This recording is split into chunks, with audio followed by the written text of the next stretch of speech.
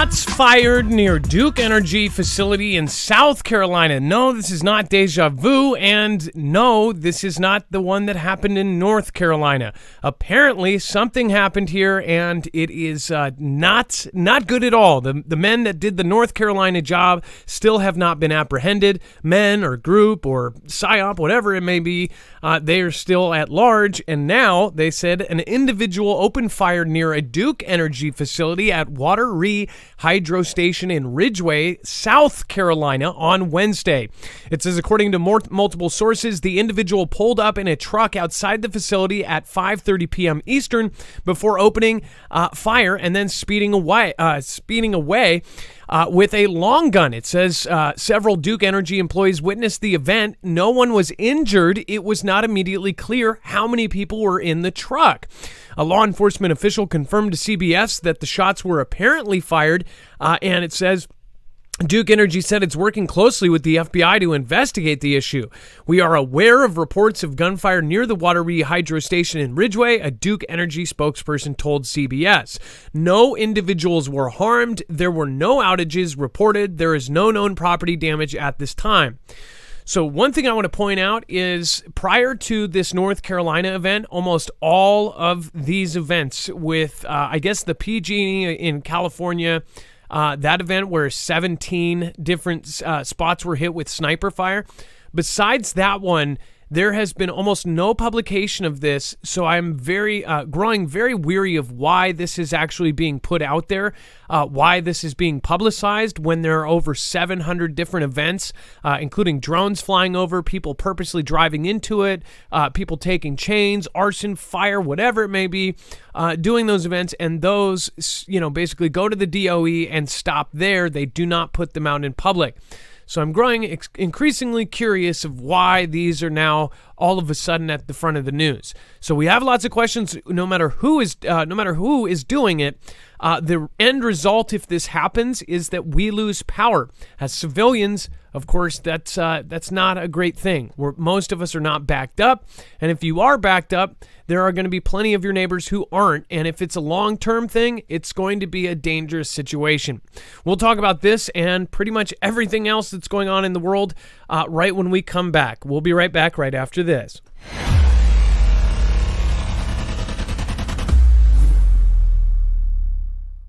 Nothing in this show should be considered legal, medical, or financial advice. The views of the callers can differ considerably and do not necessarily reflect my opinion, Dex's opinion, or anyone else who works with the show. You should always do your own research and consult with professionals. The internet is full of fake news, so please take everything with a grain of salt.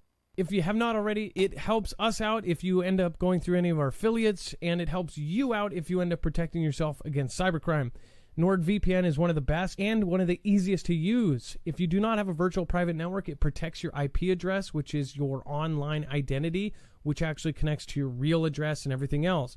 It also connects to you. If you know anything about how they are data logging and basically getting your profiles down, you can prevent that by having a VPN. Nord is, again, one of the easiest. Download it. It's like an on switch and off switch. All you have to do. Go to marfooglenews.com/VPN. Not only will you get a giant discount on this, but you will also be helping us. I appreciate your support. I appreciate everyone that goes through any of our affiliates. I can't say thank you enough.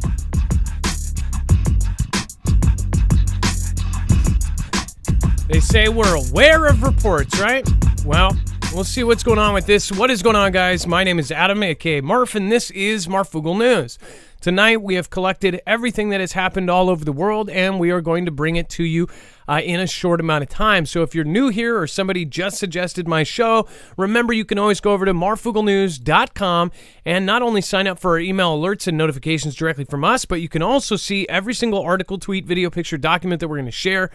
It says a shift is coming, fire and brimstone. Very easy to navigate. Just look for today's thumbnail. And, of course, click on that. You'll see that every single article, tweet, video, picture, document is there at your fingertips and a lot more. In fact, at the very bottom, there is, of course, all of the information that we could not fit into a 2-hour time period. Once you hit that overflow section, that is where all of that will be.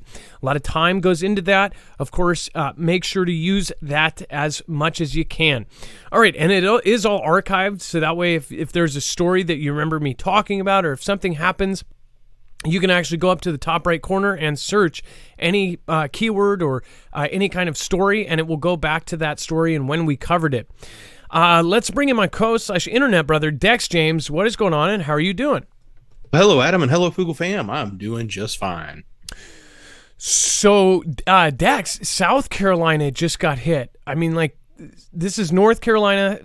Now they just admitted it the very last day of the month. What was this? Like a week ago, you had Washington and Oregon. We have news today that Portland is basically saying that they, in fact, Dex, do you want to talk about this? Portland officials say attacks on electrical substations across the state were deliberate. What is this? So this is an update article on what we talked about yesterday, but what I thought and what you and I discussed about this that's so important is the fact that they've said there's now in total at least 7 attacks in the recent weeks. So not just North Carolina, not just Portland, or Oregon, not just Washington, but 7. And I believe there's a visual map in here that shows either actual attacks that happened and some that were attempted or threatened. And you can see on the map these different locations. But they have actually claimed that at least 7 actual attacks have happened, I'm assuming across those 3 states. And now we have South Carolina. It's still unknown if what the intent of those people were that did that in South Carolina. But it certainly was at the right location. And it was very suspect. It's not a normal activity to go firing weapons from a vehicle. Right there in front of a power station. And so this picture would actually not include the South Carolina event there. This was done before that, I believe. So now you would add that state in red if it turns out that it was an attack. One of the main things here is everybody is questioning right now, what is the deal with this? Either way, we've been warned. They've telegraphed this. I guess from a prepping standpoint of view, we have looked at this for years, and a lot of us preppers have actually prepped for this exact scenario. And to see this happening is very alarming, because obviously it is a scenario that is not only realistic, it is one of the most realistic and one of the most threatened events to our country. A lot more so than, say, an asteroid hitting us out of the blue that the government didn't tell us about. This is something that they have told us over and over again. And if you look at huge events in history, we always had some sort of warning. Even with Pearl Harbor, they had warning. With 2001 in September, they had many warnings. Now, whether you think if they had warning because they knew about it or they, played parts and whatever else, it matters less than after those warnings went out, the real thing ended up happening. They are now pinning this on groups, and again, that's the part that is being debated right now. Who is actually responsible? Are they actually doing these, huge threats and things, or is this something else? Either way, if these grids go down, we have to deal with the actual situation of not having power. This is a giant thing. My personal opinion is every time the power goes out now at this point, I'm like, just basically ready. And with my area and how much power goes out, it's pretty freaky. Especially, I told you guys the other night, our power went off 4 times in exact increments of time. So you could tell that essentially one substation or whatever, switched off or got knocked out. Maybe a car hit a pole, but it switched off, then switched back on, then it switched to another power station, and then of course it did it again and again. 4 times. I've never experienced that in my life, and I thought it was really weird. That was I said that happened, and then of course the next day, which was yesterday or the day before, they ended up coming out and saying that there have been attacks on Washington and Oregon power. So I don't know if that was part of it, but either way, it was very strange. And when these things happen, everybody is going to be on edge now.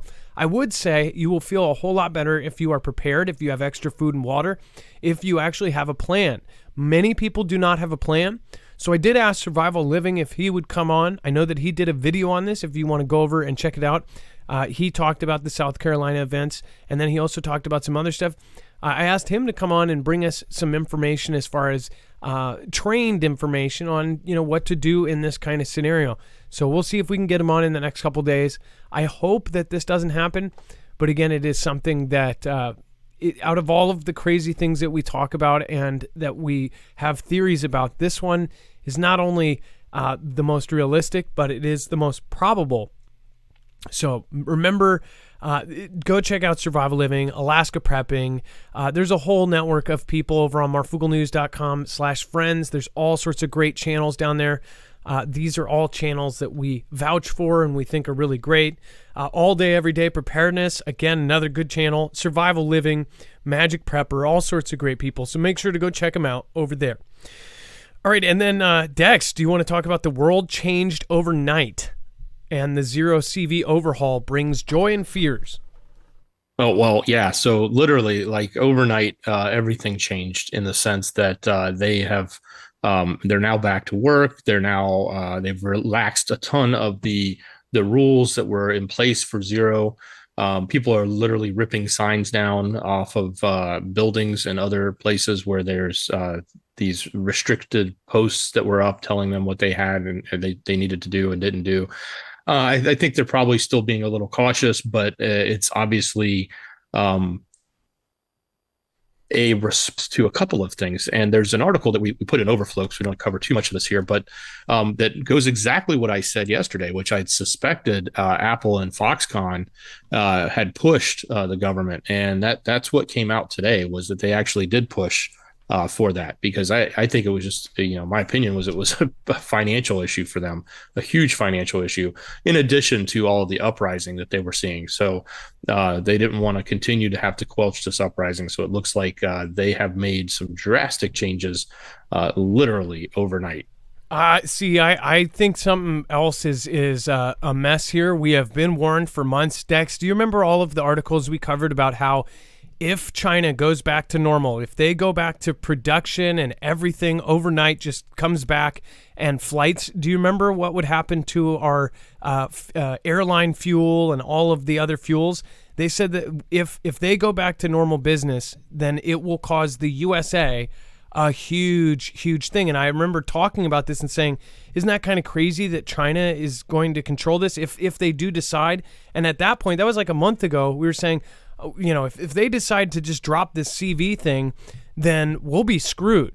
Do you remember that, Dex? And that was talking about... Yeah, I think it was Aramco said that they were out, the reserves that they had in place were depleted, and that if travel went back to full travel, I mean, we just reported yesterday somebody got on a plane to Asia. I don't remember which country they were going to, and there was like nobody on it. It was one person on the whole plane. So if all of that goes back to normal, and if all of everything stops being suppressed as far as being able to travel, being able to go to work, being able to drive vehicles, if all of that goes back to normal, the amount of volume that they're going to consume again in oil and kerosene or jet fuel, things like that, is going to go. It's going to basically take away all the reserves that are there. The oil prices will go up dramatically, is what they were saying coming out of the ME.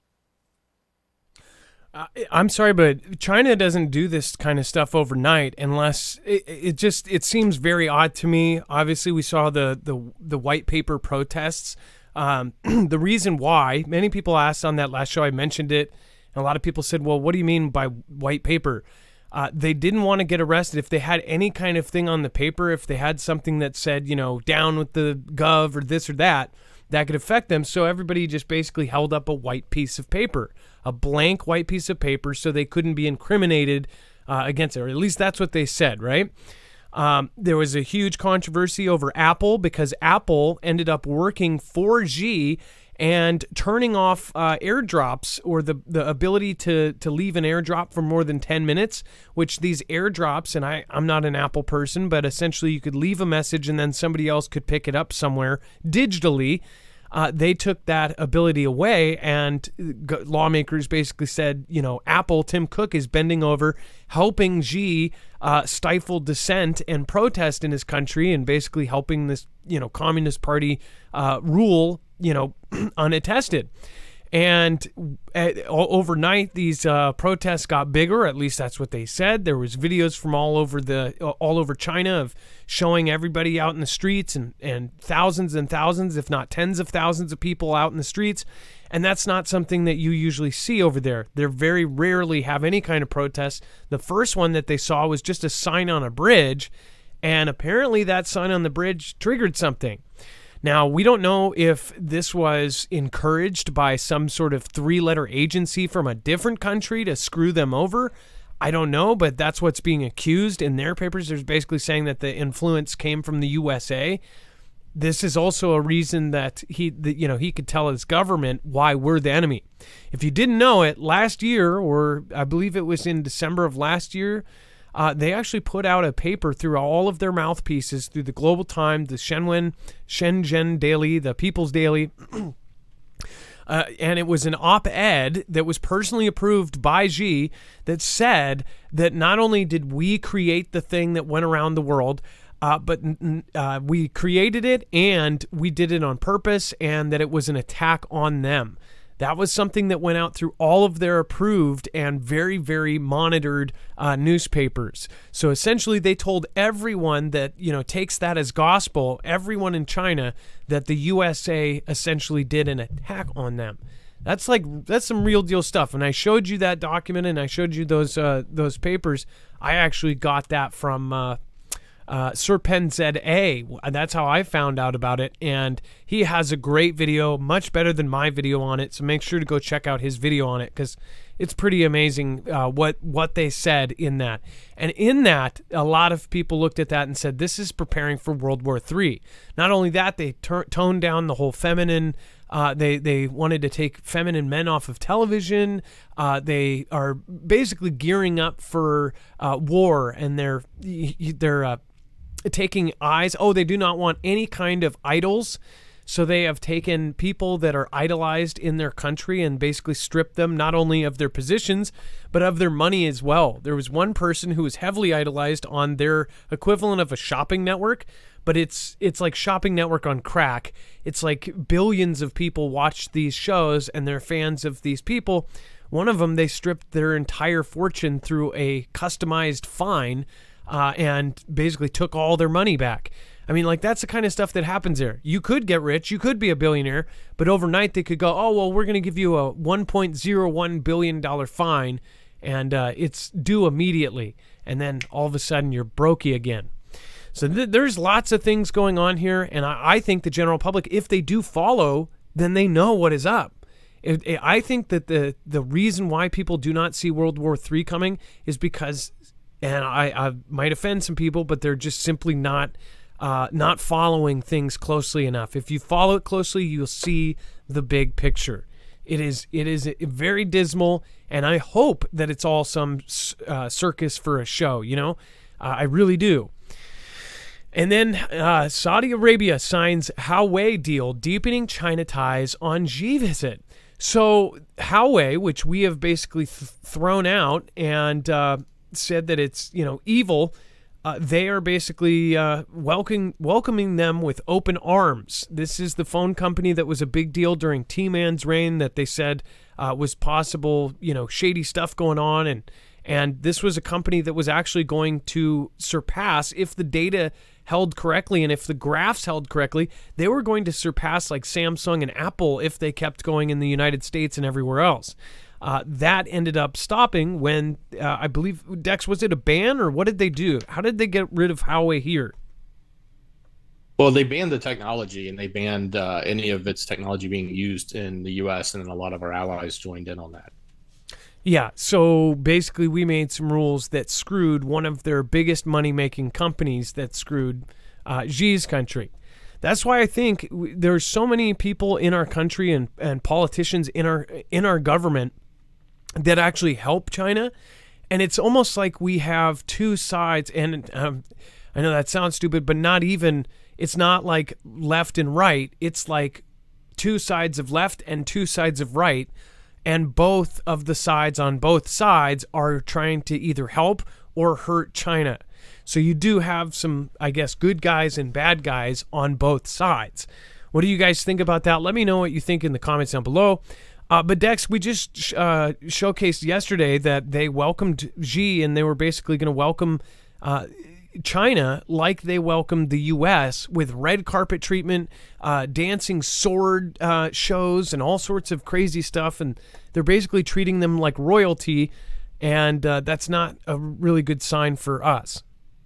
No, it's not. And it'll be interesting to see if there's, an oil deal that comes out of this. That hasn't been announced. Obviously, just the Huawei deal was announced. But the other interesting little tidbit of information I was looking up, market share even in Xi's country for cell phone usage. Huawei used to be the number one leader. They're now just having 7% of the market share in their own country. So I think another brand called VivoSat is at 19% and Apple is at 23%. So it not only whatever we did destroyed them here, it also destroyed them everywhere else, probably because they want whatever is hot and cool in the U.S. or something, or cool in the Western world. I don't know. Why would that affect it so badly there? And then Russia warns of clash between nuclear powers as drones hit its bases. Now, many of my peers are actually stressing on and off camera about this because there are now strikes going into Russia. And there's always been a side theory that, some powers may be trying to actually go into Vlad's country and take him out, or some sort of big change. I don't know if that's the case.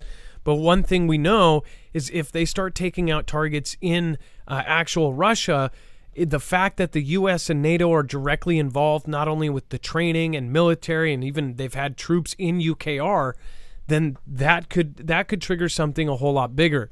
It says that Russia retaliated in brutal fashion this week after drone strikes targeted 3 airfields, including 2 deep inside its territory.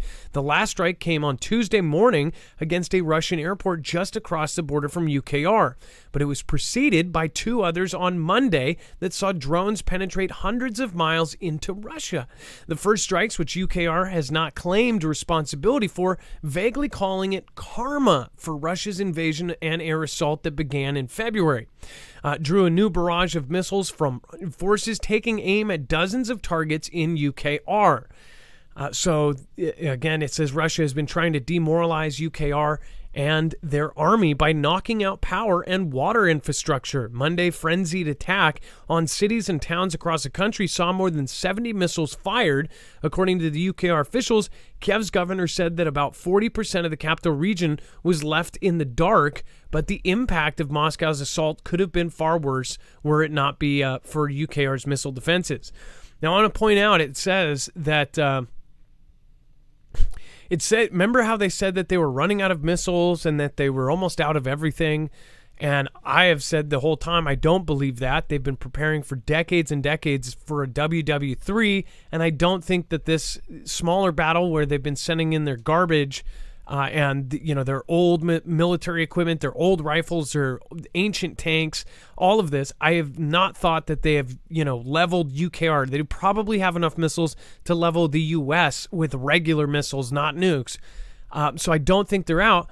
Well, then I believe the media kind of saw that everybody is not believing that, so they ended up putting out an article saying, "Oh, we just found out that they've been making missiles even after sanctions."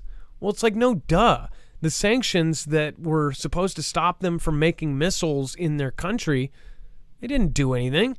Of course they were making missiles. So I think that story is kind of like how they justify that, yeah, there's no slowdown in their missile attacks. They're not out of missiles. And even if they were, they have allies with plenty of missiles.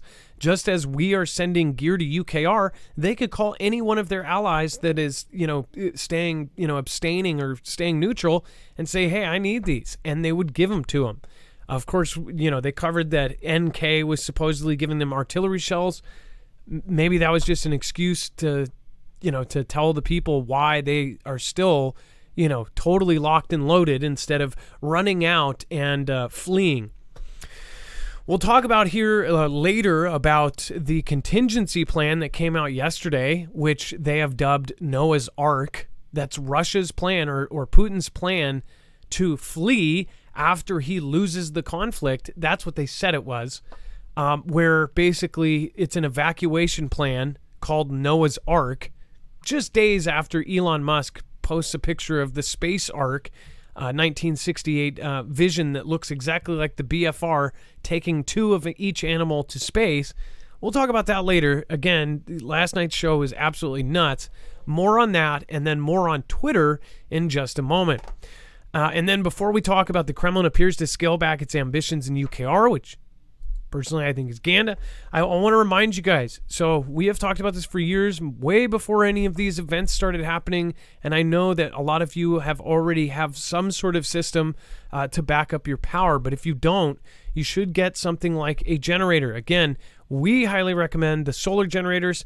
I would say in a dream world, you would have both a solar and a gas generator, but most people cannot actually keep flammable gases in their house or in their apartment, especially if you're in an apartment or a small space.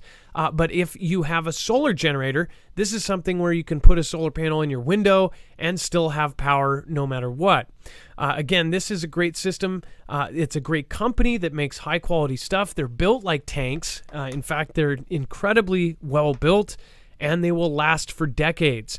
The Kodiak X2, if you want to get one now, everybody that ordered in November got theirs in December. If you want to get yours by January, there is a world shortage on the lithium, and it's all being fought over and going to this company or that company. When they get batches of lithium, they make these and then they send them out. So if you want to get one of the best solar generators out there, you definitely want to get your name on one of these. The Kodiak X2 is all built in. That is a basically all in one. Everything is contained. The cool part about this is that they say that you can basically run it from 100% to nothing for basically 16 years, using it every single day, and its battery capacity will still be at 80%, meaning that the battery is incredibly well made and that it will not degrade fast. In fact, if you're not using it every day, you could see 20, 30, 40 years out of this thing or more if you actually if you don't use it every day.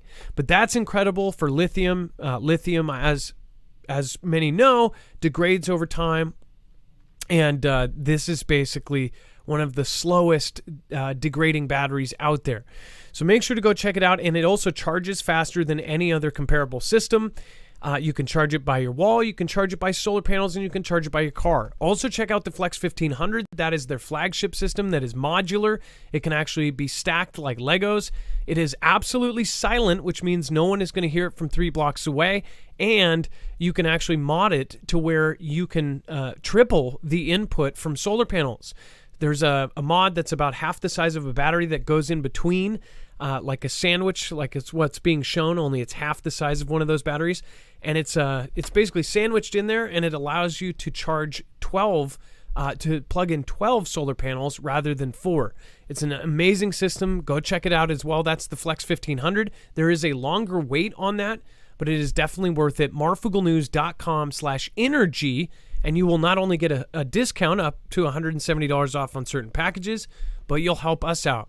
I hope that people utilize that, because not only are you getting a discount, you're helping an independent news channel, and you are going to be set in a blackout or any kind of disaster, whether it be an earthquake, a storm, or SHTF. So thank you, everybody that goes over there and orders through us.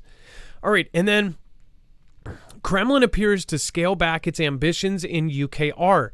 Dex, do you want to cover this one? This is again, sounds like they're slowing down, that they're going to be sending people home, right?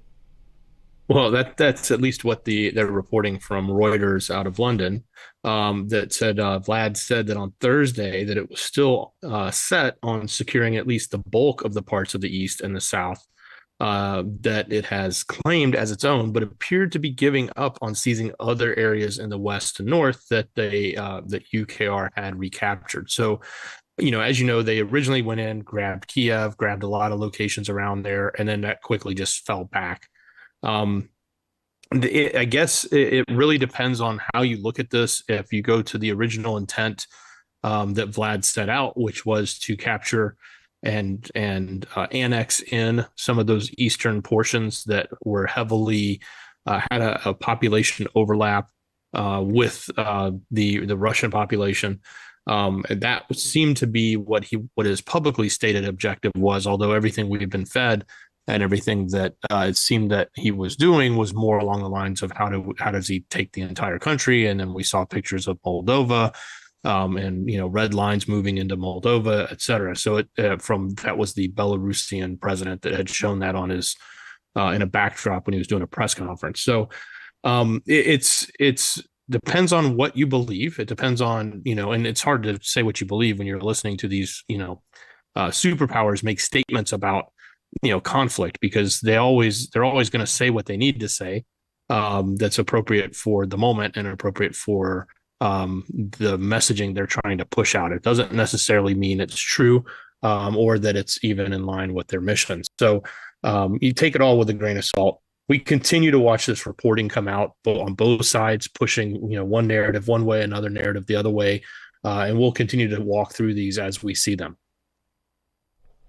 And on the screen is that map, which when you look at the high quality version at the time that we released this and the time that we covered this when it was fresh, Fugel fam military members pointed out that it actually had up here kind of a key, and that key had icons that stood for current U.S. troops, and it actually had accurate placement of our troops and where they were. So as you see on the map, there were these different icons that showed on this map where all of the U.S. troops were actually posted.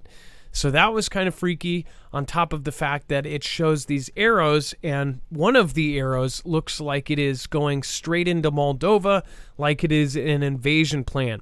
Why we questioned this picture was because, obviously, why did he let somebody get a picture of it like it was a press conference, like he was telling people, hey, we're going to be invading Moldova? It was something that was put out there that we didn't really understand. If anybody sat there with a camera or a phone, they probably would have been... So it doesn't make too much sense. But then there were further stories that kind of corroborated why they were doing that. And now it seems like something is in the making, most definitely. Thank you, everybody that has popped in. We have a ton of really great people in the chat. Thank you to the mods that have popped in. Appreciate you. It looks like we have... We have several awesome people already. Kay Holmes, thank you so much. Merry Christmas, happy holidays, you mother Fuglers. Awesome, Kay Holmes, and I appreciate your support. Thank you for supporting Independent. Lisa Douglas, thank you. You do not have to do that. I really appreciate your support. Thank you for the Merry Christmas and the $100 super chat. Thank you so much. JJ, July 8th. Okay, so we got that one already. That's yesterday. By the way, I want to point out, JJ, that was, I looked into that after the show. It said July 8th, Shinzo Abe assassination. August 8th, Mar-a-Lago raid. September 8th, Queen perishes. October 8th, the Crimea Bridge attack. November 8th, FTX crypto collapse. And then December 8th. It is now the 8th. And there was, I don't think there was anything crazy big, right? I mean, there was, trying to think if there was the South Carolina event. There's some Hawaii stuff. Trying to think if there was anything, crazy big, because the pattern has been for the last 5-6 months that on the 8th of the month, there's been something absolutely nuts. Either way, I think there's some pretty big stuff today, but anything that I don't know won't be history. And then intense fighting underway in UKR as both sides suffer heavy losses. So, Dex, when I saw this, I kind of thought, oh, well, we might see some real information about how many people are actually perishing in these places. What did you think when you saw this? Well, at least from a headline perspective, it seemed like they were actually, somebody was covering what sounds like conflict. Both sides are suffering, and which is what typically happens in an event like this, and especially one that is taking this long in the modern era. So, but this is specifically about the Eastern territories, where we've seen the biggest push. We've seen the people pull out and go into those territories. I think there's also this notion that Vlad and his troops are also trying to shore up and protect any possible advancement that might lead towards the reclaiming of Crimea. So this type of activity on the east and the south would help, back up that claim. And obviously, that's a specific thing that he doesn't want to lose, because he got that back in 2014, I believe it was, when he annexed them in. So one of his quotes was, I guess the translation, he says, "I wish you to live," he told them. "If you are alive, it means our country is alive." Remember just a couple weeks ago, or maybe a week ago, one of the EU people basically accidentally said that 100,000 UKR soldiers had perished, and they retracted that, and they took it back, and they deleted tweets with that information, and I think they chopped it up as an accidental, a slip of, they were mistaken. But most people that look at what the Russian military is capable of, that seems actually more realistic than the numbers they've been putting out. If they put out bad numbers and say that everybody is perishing and that, Vlad's kicking butt, they start losing a lot of support for the conflict. People start getting much louder about how much money we're sending to what looks, if it's looking bad, then it looks like sending money to a lost cause. And then lawmakers rip President B, leaving Paul Whelan behind in Brittany Griner prisoner swap. It's shameful. So Dex, I saw this on Twitter. Everybody was going nuts because I don't know how you put one person over another, but the swap, a lot of people weren't happy with who they got instead of this and who they gave instead of this. Like, I guess, why didn't they just swap another person or something? How did this work out?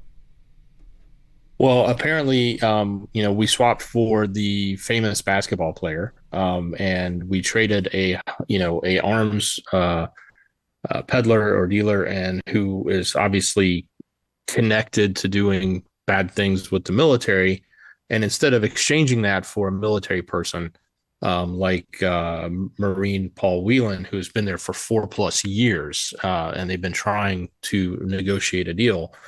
We just settled and took, the high profile public figure basketball player as opposed to the Marine. I think the real trouble that a lot of people are having with this is they look at it and say, what message does that send to our military, to our the folks that are actually doing the hard work, whether it's over there or anywhere, when they get captured? And if they do get captured or get locked up, what does it mean to them?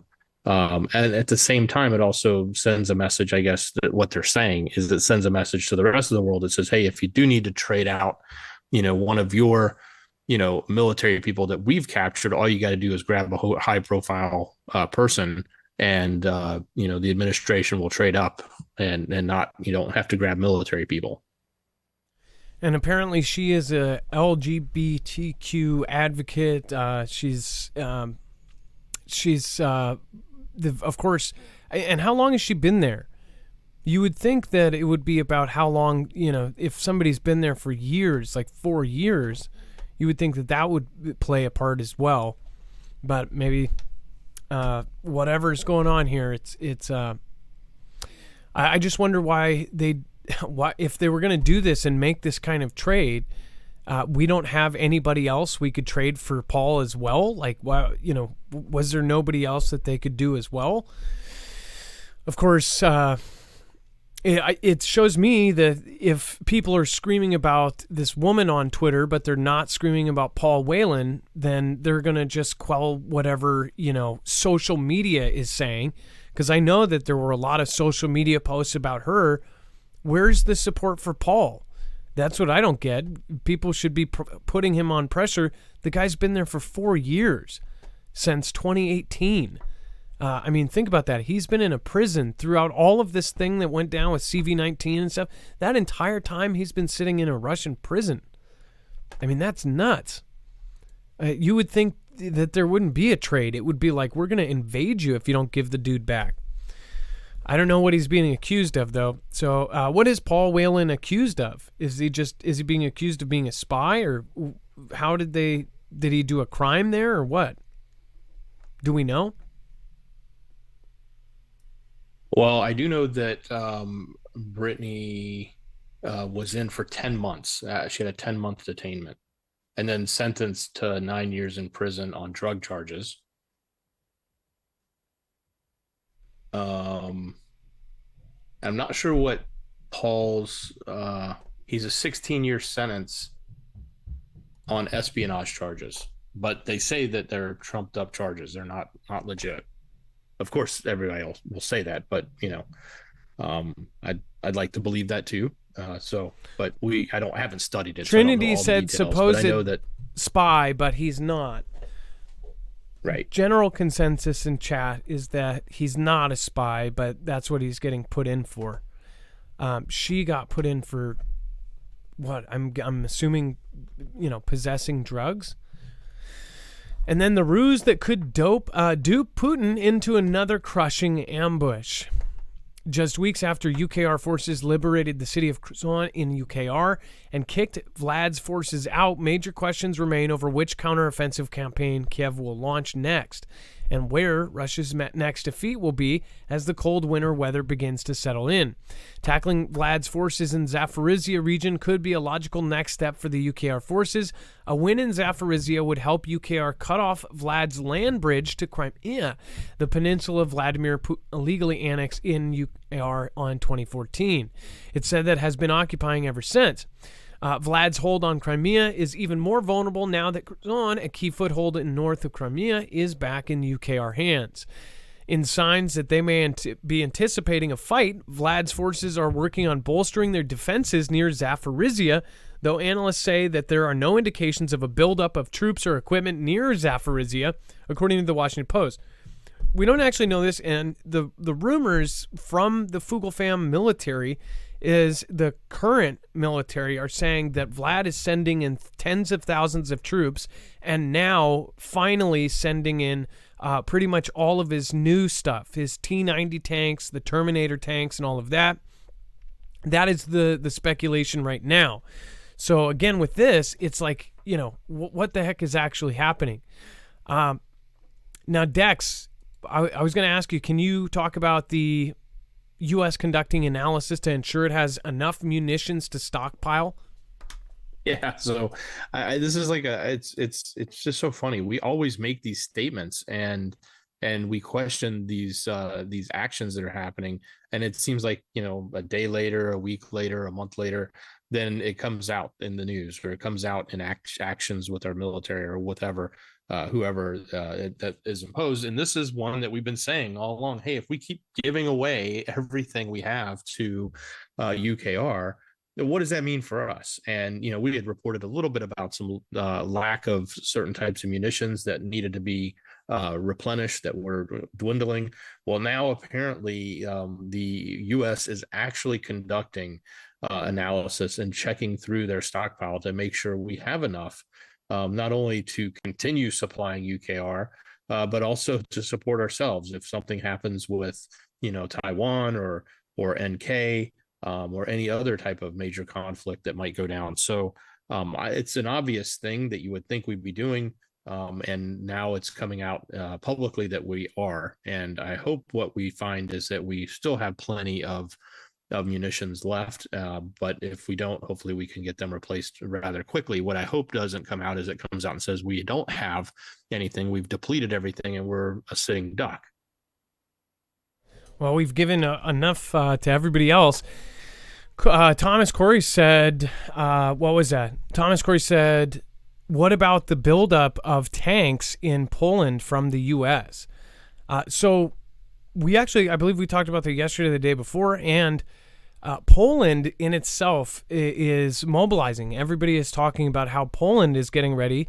Poland is getting Germany's Patriot system, or that's what it looks like, and they are giving their defensive system to UKR. Originally, Poland did not want to gift a bunch of stuff to UKR because they did not want to be on Vlad's radar. They didn't want to be giving them a ton of stuff to the point where Vlad starts, accusing them and goes to conflict with them. They wanted to stay as neutral as possible, or at least that's what their statements from their government said in the very beginning. Now, of course, it looks like Poland is preparing for basically them getting involved. And Poland was involved in every previous huge conflict, so it's kind of like, we're seeing history repeating itself again. Before we move on, just a quick reminder, go over to marfooglenews.com/EMP if you want to protect your cars, your trucks, your generators, your house from an EMP or even a CME. In fact, there is a current solar event going on right now. We were going to have Wages World actually give us an update, but that update is going to have to wait. I would ask everybody to throw your prayers at Mark, Wages World. His wife is incredibly sick right now and needs all of the positive prayers you can throw their way. And I did ask his permission to ask. Some folks are, they don't want everybody to they don't want people to feel bad for him or anything. But at this juncture, I hope that people are praying for Mark. Mark is a really great guy on and off camera. I've talked to him for hours at a time. He is very smart when it comes to the solar activity. He follows it extremely closely, even with his wife sick. He's been keeping track of it. There was a G1 storm. There was all sorts of stuff going on that he was going to update us on tonight. Main point, though, is that we're heading into this very unpredictable time that we've talked about for a long time as far as solar events. We are a prepping minded channel, and all of our affiliates, they're not just like, we try to work with companies for things that we believe people should have or that would help them live through a crisis, survive, or keep their car running in this case. If you are planning to bug out, or if you're even thinking of bugging in, you definitely want to have either an EMP shield on your house or your car to get out, or your truck to get out of where you're at. This protects and it grounds the signal of an EMP or a CME, a Carrington level event, before it's able to fry your device. In fact, in less than 500 trillionths of a second, it can ground that signal. Go to marfooglenews.com/EMP. We have negotiated and grandfathered in a $50 discount per device, and that also stacks on top of any sales they do. When they do Black Friday sales, when they do anything like that, it's always going to stack on top of that. So make sure to go over and use that link, and it will automatically give us a credit. It will give us a commission. It helps us financially, and it helps you get a discount. You're helping independent media. Again, we don't have a backup. We don't have a multi-channel network. We have you guys. Those multi-channel networks, everybody talks about them like they're evil, but what they do is they do help protect channels. They get them back online if they get knocked off. We don't have any of that. So I do appreciate everybody helping, and thank you for helping us grow over the years. Thank you for sticking with us. All right, and then EU court. Google must delete inaccurate search info if asked.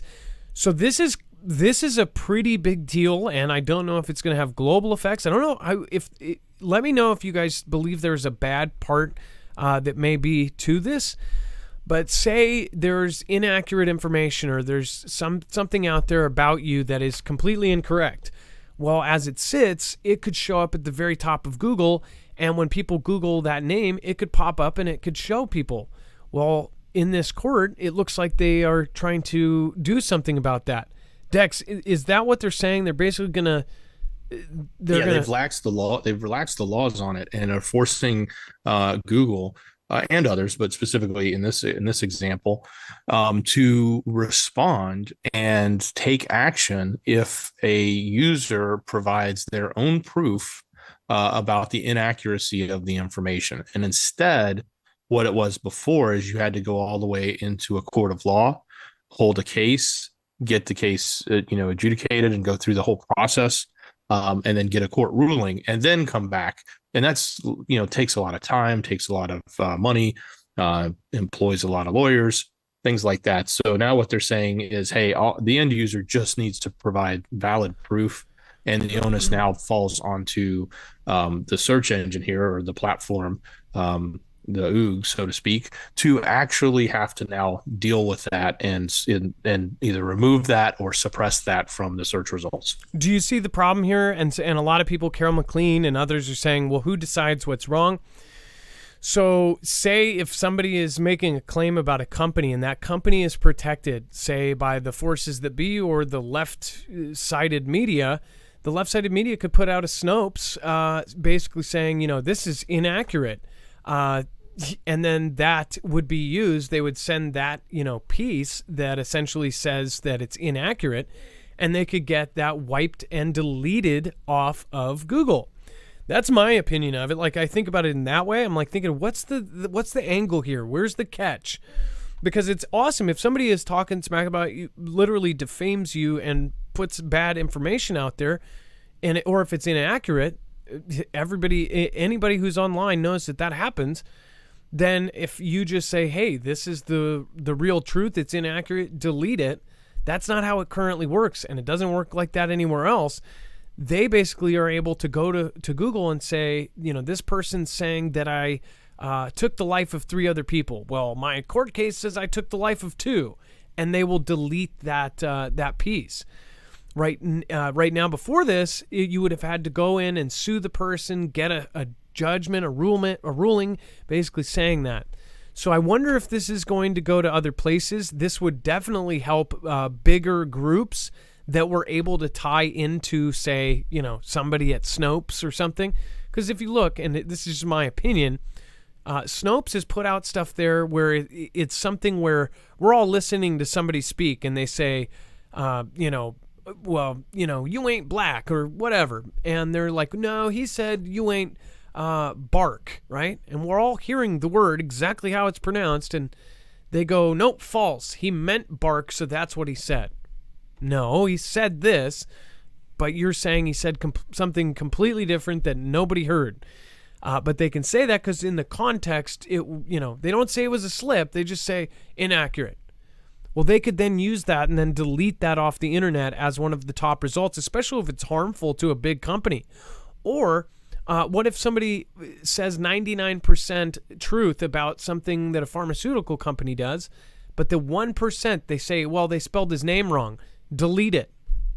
Just a thought. I wonder if that's going to be utilized in Europe. What do you guys think? Let me know in the comments down below. Thank you over on DLive. Appreciate you guys. Beer Juice, Kimbria, Skyhouse, Chance. Thank you for modding. Jammer, thank you. Thank you, April, wherever you're at. Thank you. Appreciate you. And then, just crazy stuff. And then DoD ends cloud contracting saga with 4 awards. Dex, can you go over this? This is the cloud services. Yeah, absolutely. So this is it is a saga in one sense, because when this first came out, I want to say either Oracle or Oracle and Google had been or Microsoft had been awarded or seemed like they were being awarded, and then Bezos sort of got all up in arms over it and saying, why is that? Why do they get it? Why not the rest of us? So look, at the end of the day, what they ended up doing was just saying, hey, we're gonna award contracts with all of them. So basically the big players, Microsoft, Amazon, Google, and Oracle, and they basically did it in a way that allows when they're building an application or they're building functionality and they need cloud functionality for that, they can then go buy it from one of these providers, and these providers agreed to actually provide specific cloud functionality that meets the DoD standards based on what it is they're needing. And, for example, like the cloud that, we would go, if you went to go build an application tomorrow on Amazon Web, you could build that and use it and deploy it, but that's not the same type of cloud that would be to the standards of the DoD. Like they have to have everything isolated. They have to have only certain people have access to it. There's a whole litany of rules and processes around what can qualify for the DoD to use it. And not only just to have the DoD use it, then within the DoD, they have multiple layers of security level that they demand out of their cloud systems. So, long story short, they just basically said, "Hey, we're going to award to all of them instead of picking one or two as our favorites and just focusing on them." So now everybody gets to play in this game, but it sort of was a saga in the computing space. But on the flip side is this is actually beneficial for the DoD, because instead of them spinning up their own computers every time they launch, or create a new system or a new program or a new, application that they need to do, now they have the ability to actually do things faster and leverage these existing platforms that are already here. That's the whole benefit and the beautiful thing about the cloud is you don't have to, fire up 55 servers and distribute them across locations. You can go to a provider that has thousands of these everywhere and just tap into what hardware they have readily available for you. Well, imagine if that happened with the space race. When Jeff Bezos and Elon were battling, and there was that whole saga who was going to get the moon contracts or whatever contracts they were fighting over. It's like, if they just said, "Oh well, we'll give it to you both. Well, you guys just split it." Probably would have kept their lovely hand-holding friendship alive, but who knows? And then Hawaii's Big Island abuzz over simultaneous eruptions at Mauna Loa and Kilauea. So Kilauea is the one that first went off that we covered, which was all over the news, and you saw lava flow into cities and into towns, and all sorts of videos all over Twitter of people, on their farm with lava basically coming down their streets, people on jungle roads with lava just right there. That is now having some sort of minor eruption, and so is Mauna Loa. And some are saying that something is going on with our planet, that there is a big shift going on. That, obviously some in our community are saying that it is because of the poles. It is because the actual Earth is having something going on. People talk about the resonance and everything else that's happening right now. And it says the goddess of fire is alive and well on Hawaii's Big Island, where the two of the most famous volcanoes in the world are erupting at the same time, which Mauna Loa, that is actually the world's largest active volcano, is one of them. It says an auspicious and spiritual tone has struck the island as the glow of the lava oozing from Mauna Loa, the largest volcano in the world, and Kilauea, one of the most active volcanoes in the world, ignites the landscapes of Hawaii Big Island, a sign that Pele, a Polynesian goddess of fire, is blessing the land, expert told ABC News. She is quite an elemental force, Jessica Farrakane, Public Affairs, told National Park Weekly. And it says locals and tourists alike have been flocking to the best spots on the island to take in the views of the red-hot magma slowly bubbling from the crater of the volcanoes, including along Daniel E. Inouye Highway, known colloquially as Saddle Road, the main route that people use to commute from east to west on the island, and the famed Hawaii Volcanoes National Park, where visitors can see the simultaneous eruptions from some areas. Some people come to the park not realizing that they are coming through eruptions happening, and when they discover that, it's a pretty special experience. So one thing to say about this is, with both kind of having this this event, with Kilauea, Dex, wasn't there an issue if Kilauea just really had a huge eruption? Wasn't there a concern that if a piece of land fell in, we haven't really heard that with Mauna Loa, but with Kilauea, if that thing like really, really went off, wouldn't that be something that would be where it could cause a tsunami or something like that? Yeah, I'm not studied on it, but I do know there's something along those lines. And I want to say Justin True was going to call in a while back, and then he got into a location where he no longer had cell service. But yeah, he wanted to talk about that specifically because he's familiar with the area. So yeah, there is this notion of a similar to La Palma, possibly even bigger scenario there where that can happen. The other thing is, this is not, it's interesting that this is happening in both volcanoes there at the same time, but it's not just that. It seems like it's happening in a lot of volcanoes around the world. Now, there's plenty of them that are constantly active, but to see a lot of this activity happening right now certainly gives a lot of people pause to sort of say, what's going on? Is there something happening, or is it just coincidence? But usually things like this aren't coincidence. These are, natural reactions to something going on with the Earth. Whether we've seen geomagnetics affect earthquakes. We've seen, things like, and there's obviously a lot of people talk about the shifts and whether or not that has anything to do with it, and any other types of forces that come into play with what happens on Earth and what happens with, whether it's earthquakes or in this case, the volcanoes and the activity that's happening with them.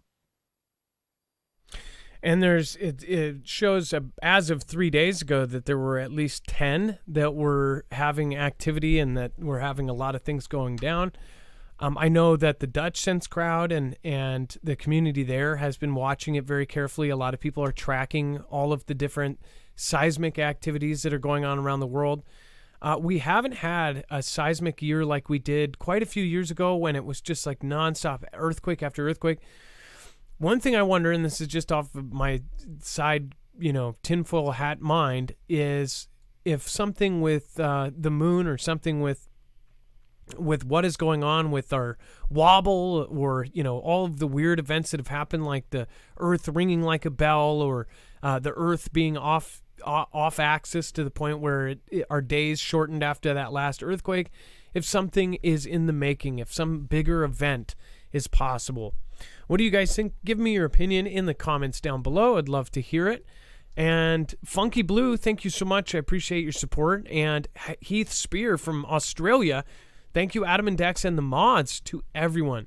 Well, thank you, and thank you. Again, thank you, Lisa Douglas, K. Holmes, and then JJ. Appreciate that.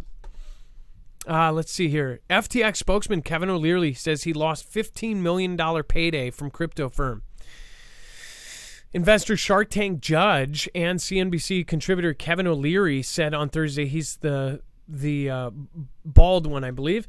It says FTX paid him to act as a paid spokesman for the now collapsed crypto exchange that some have called fraudulent. O'Leary and other celebrities such as Tom Brady and Larry David were sued by FTX investors who say the exchange's ambassadors should have done more due diligence and exercised a greater level of care before promoting the crypto empire. Just a reminder, this company was so horribly put together as far as what was going on, and essentially they had, their accounting system was that of where they were literally using emojis to keep track of loans. So an emoji would actually represent a huge firm or something, and that was how they did their accounting. Really, really horrible. It was a bunch of 24 to 25-year-old kids, 8 of them in specific, that were a very tight circle. And it turns out they were using millions, if not billions of dollars of customer money to invest in other things, to throw around, to host, huge parties and things like this, all while sitting on beanbag chairs in a room and keeping up at the very, very top in that group of 8. They kept all of the, codes and everything that they would need to see what was going on. So Dex, is it called the source code? I guess they held it very tightly close to them as far as like being able to see everything was basically only up at the very top, right? Well, yeah, I guess the financial information that they were holding close to the vest. But this thing is it's so much bigger than we'll probably ever be told. I'd love to see a true investigation. I'd love to see the details actually come out. I'm just skeptical that, given all of the high profile elite people as well as politicians that are involved in this, that we actually will see that. We'll probably see some semblance of a dog and pony show, but I will be very skeptical. I'm very skeptical that we'll actually see the full truth come out behind this thing, because I think there's a lot to unpeel here. There's a lot of money that's been moved around. It was funny. I think just 2 days ago, Kevin O'Leary was saying, "Yeah, I'm going to get my money back. Don't worry about it. And this is going to get audited." And now he's coming out and saying, "Nope, he's lost his $15 million."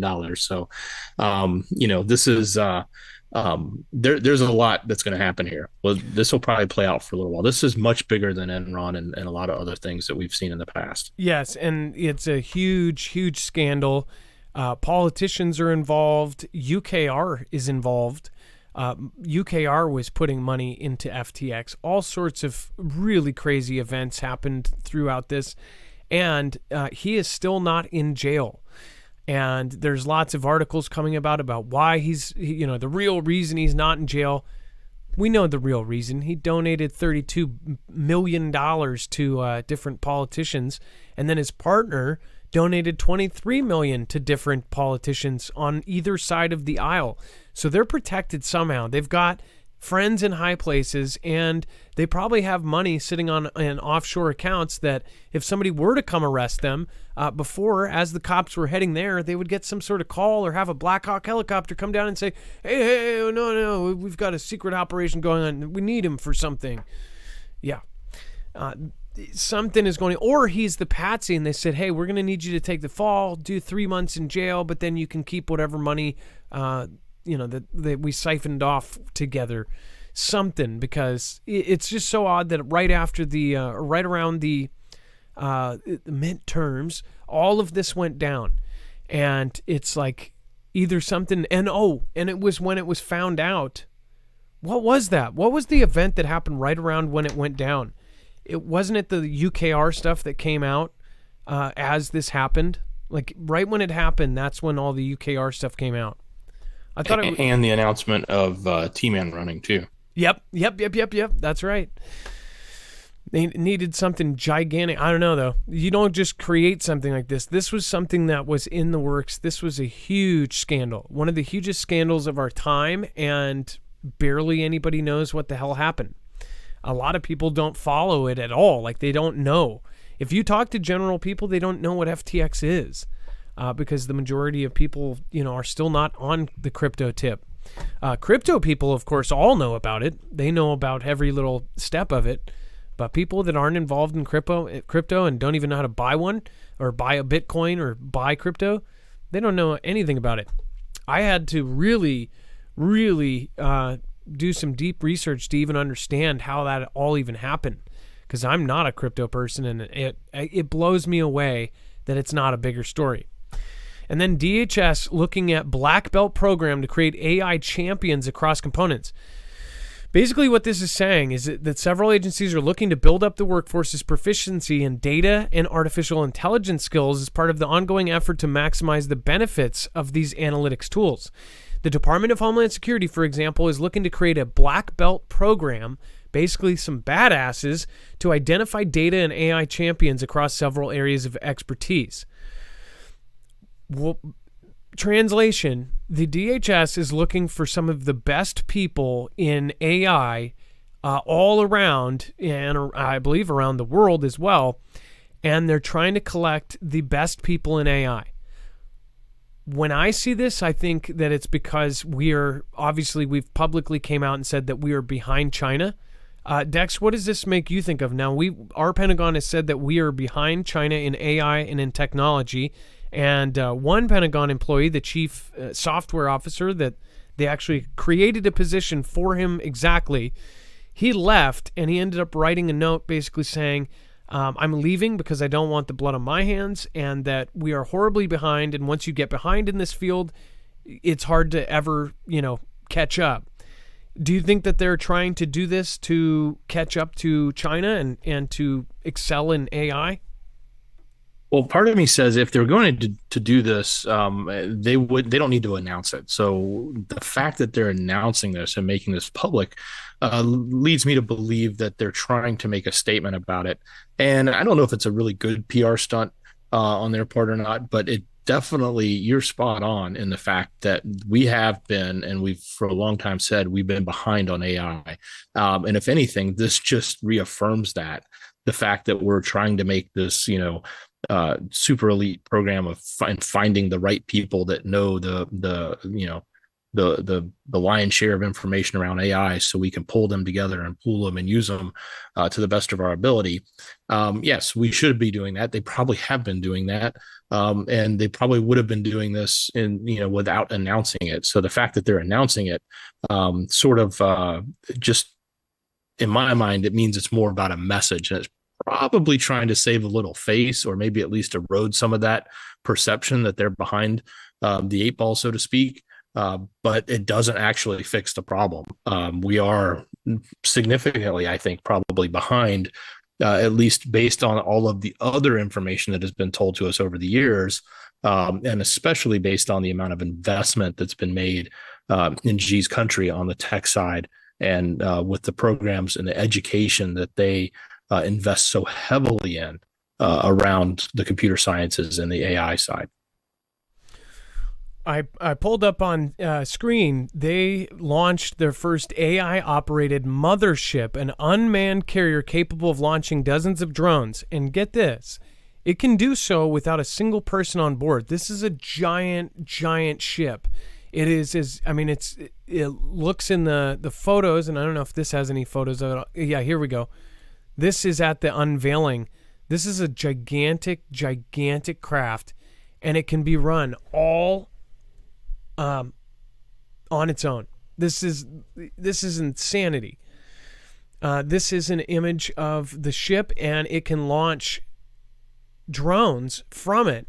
So not only can it go without, without a crew, if they wanted to send it into dangerous territory, then it can itself then launch other drones and craft.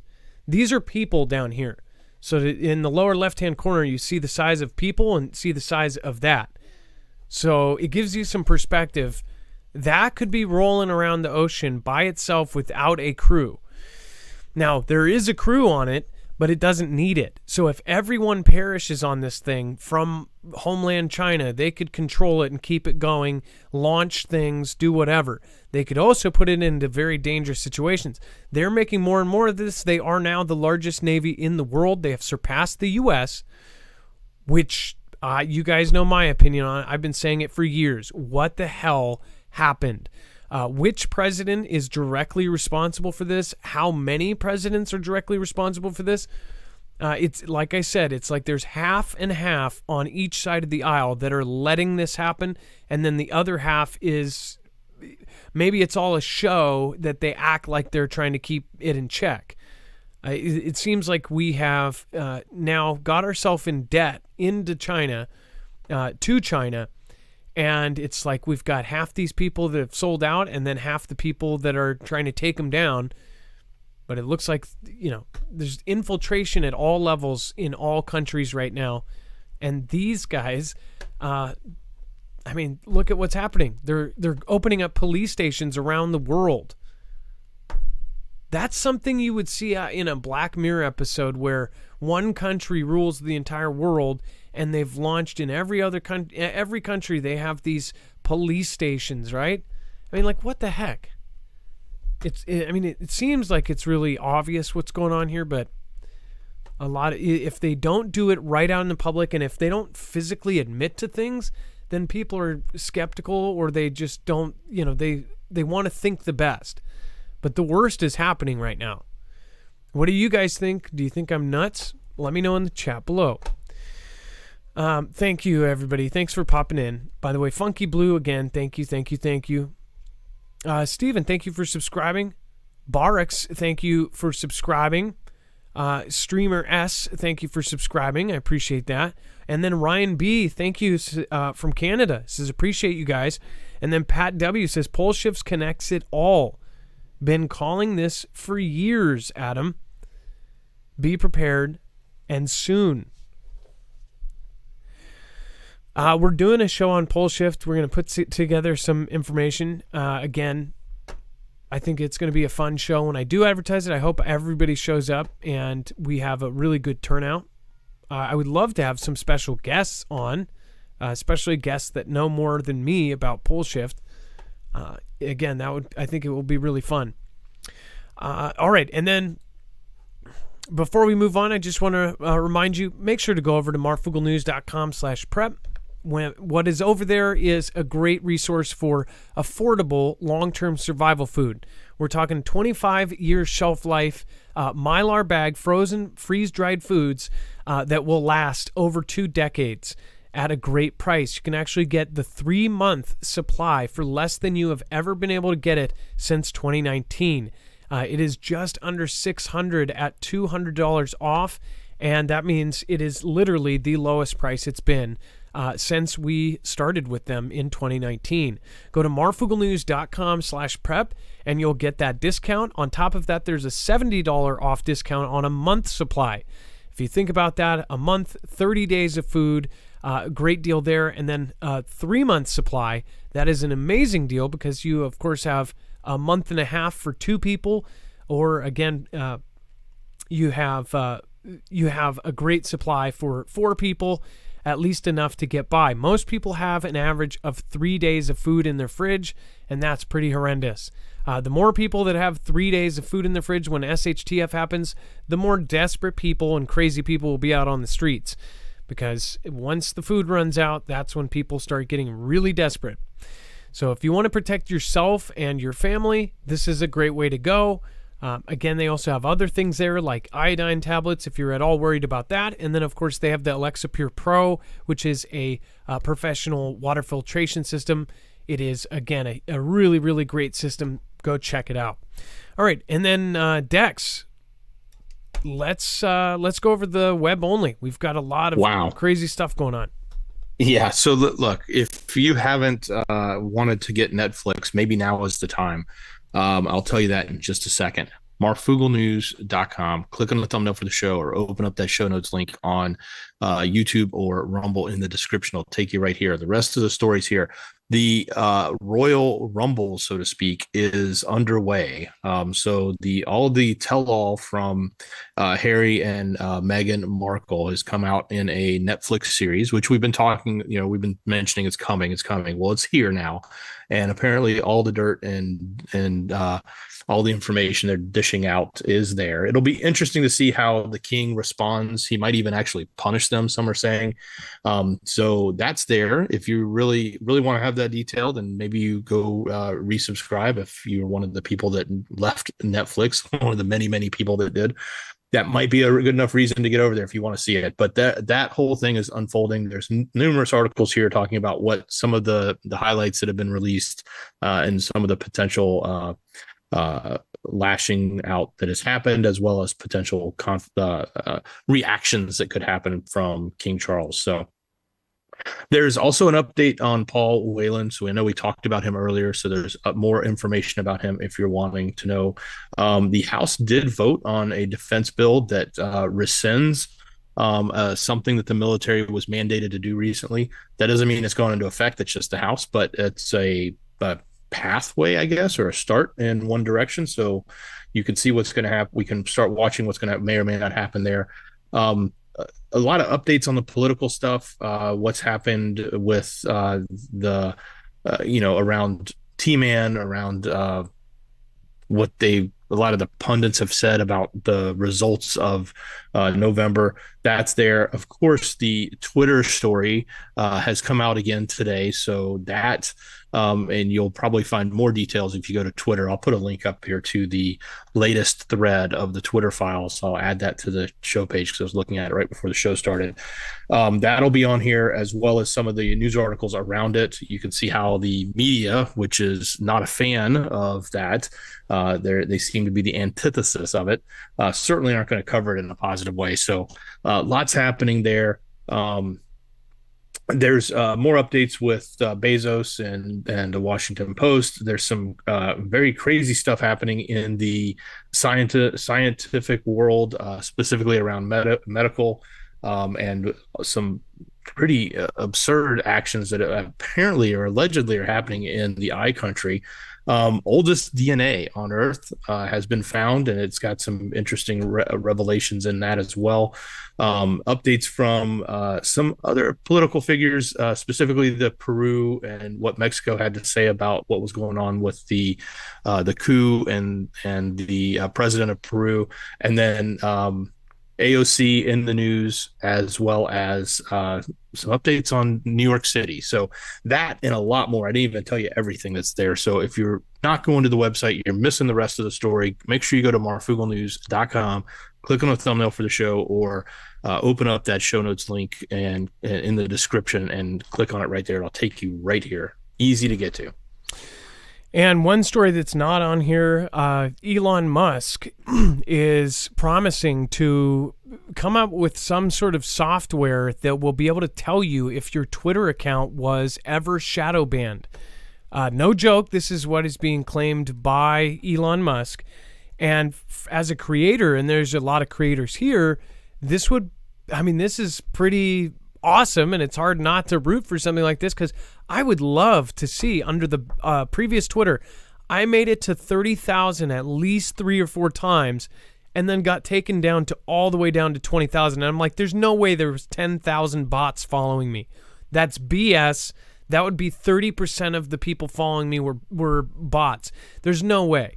I mean, that would make, if it was just on my channel, that would make it not 5%. That would be like 30% of Twitter would be bots.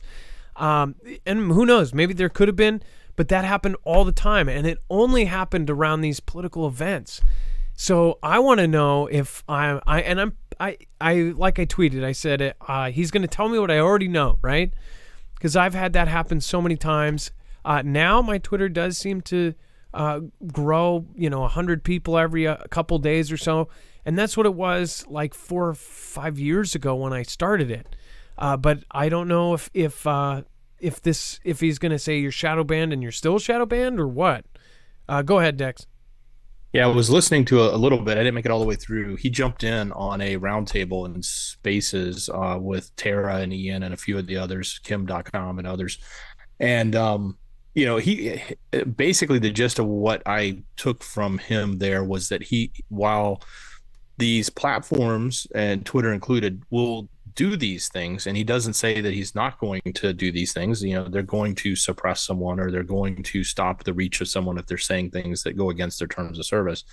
He said that the problem with it and what he wants to do is make sure it's fully transparent. In other words, if you do get shadow banned, they're going to tell you you're shadow banned, and they're going to tell you why you're shadow banned, and they're going to give you an option to appeal it and an option to, change things so that you're no longer.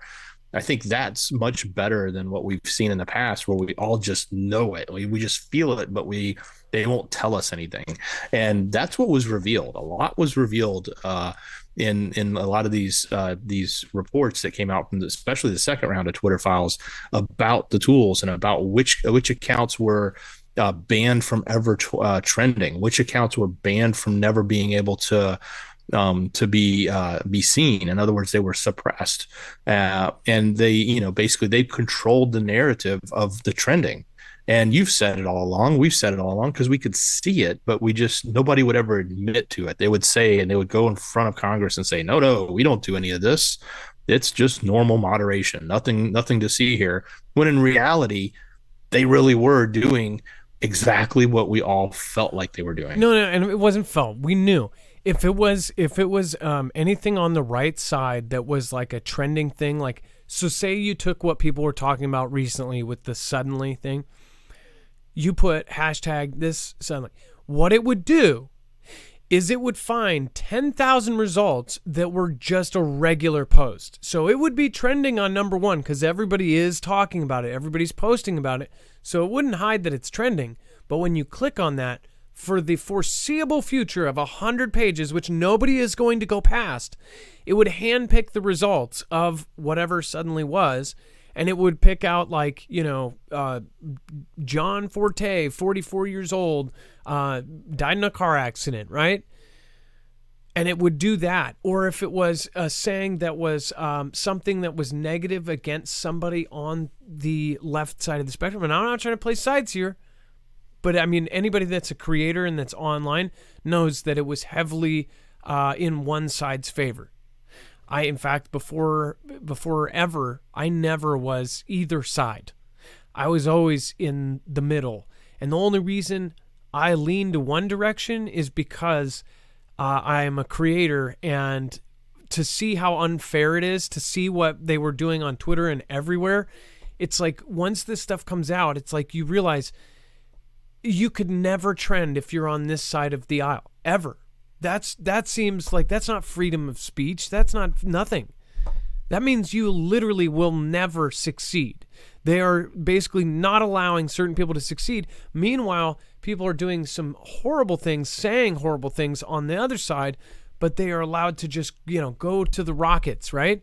And it makes people think that this is what everybody's thinking, but the majority are just suppressed, and the very small amount are pushed up to the very top. I mean, it's nuts. And they've had to turn everything into a left-right thing, and it's absolutely disgusting.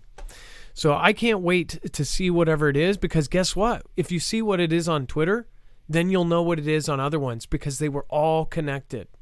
That means whatever reason that they ended up putting on there, that was most likely on all of them, including Discord and whatever else it was. So thank you guys. Thanks for watching tonight. Thank you for staying with us and sticking with us every single night. Thank you for putting your time with us. Again, I appreciate it. I know Dex does as well. Thank you, Dex, for your service tonight. Absolutely. Much love, brother, and great job. And thank you to the mods. Looks like we had several in. Make sure to go over to marfooglenews.com/friends. Thank you so much. Just a quick shout out to all of my peeps. Let's go over to friends right here. Make sure to go over and check out all the mods, including Wages World. I hope he is able to do an update on this G1 Storm. But yeah, we've got great people over there. Again, Lisar Hall, one of my favorite people there. Go check out all the mods there. Ilea, Trinity, Red or Blue Pill, High Ho, Kermit the Frog here, and everyone else. Argel Harris, great woman. All right, you guys, have a great night. And PNW Affliction, thank you. All right, it is now time for the shoutro. It's not an outro. It's not a shout out. It's a shoutro.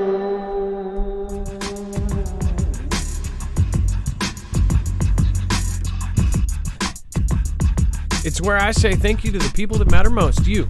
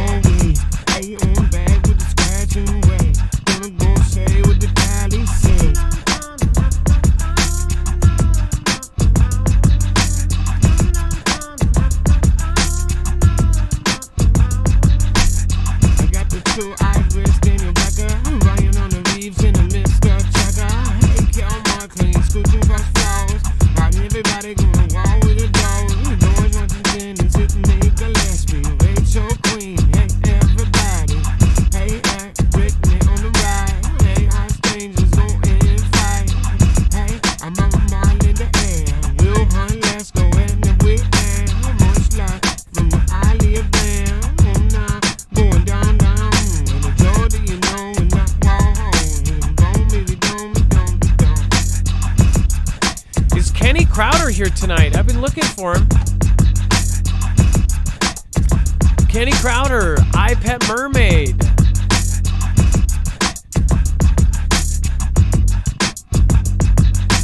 Please message me on Twitter. You and the Murphy's Law. Okay, I'm a queen, I'm gonna ride. Still molding, still pop.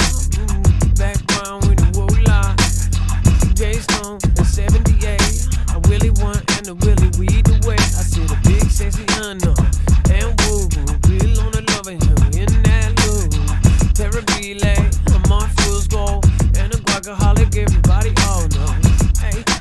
Tristan Green, Humpty Hops in my red ribbon bean. Hey, a lot of weird powder cousin, bring it on it down and kung fu grasshopper. Going down and everybody knows, bring it on back around and I go.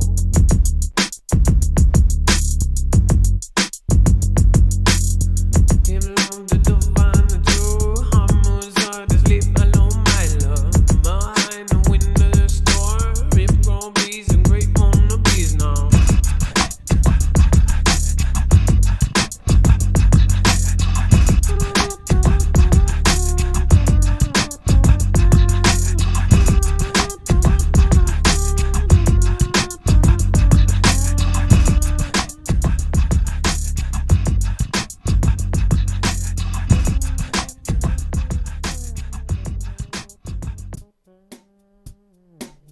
People pretend they're fine when they're really not. All right, we're going to make one for a top contributor. Lisa, thank you so much for your support tonight. Appreciate you. Let's see here. I'm going to make sure I get your name right. Thank you so much. Lisa Douglas, thank you so much. I appreciate your support. Thank you for supporting Independent. I believe you were the top supporter, followed up by Ryan B. and then Heath Spear. Thank you, and thank you.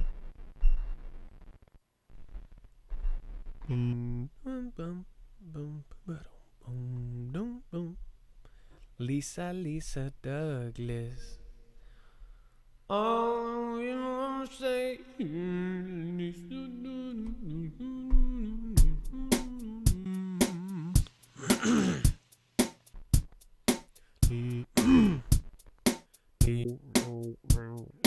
Lisa, Lisa Douglas, la la la li, la la la li, la la la Lisa Douglas.